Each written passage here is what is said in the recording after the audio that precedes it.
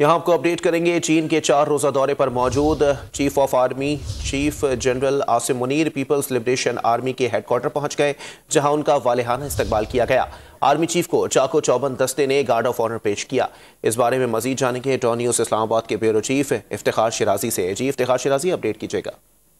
जी, इस वक्त army chief Syed Asim Munir 4 रोज़ा दौरे पे हैं चीन के, जहाँ पे वो चीन की आला फौजी क़यादत के साथ मुलाकातें और वहाँ पे जो रीजनल सिक्योरिटी और जो मिलिट्री कोऑपरेशन है उस हवाले से तवील गुफ्तगू करेंगे। इस दौरान आज वो पीपल लिबरेशन आर्मी के हेडक्वार्टर पहुंचे, जहाँ पे उनका बड़ा एक शानदार इस्तकबाल किया गया, उनको गार्ड ऑफ ऑनर दिया गया है।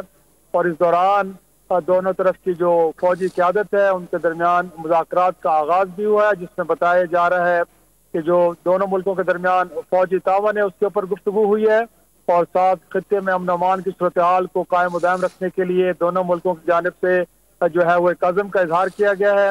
इस दौरान army chief general Syed Asim Munir ने जो पीपल लिबरेशन आर्मी के जो पेशेवराना तैयारी हैं उसके हवाले से एक अमली मुजाहरा भी देखा है।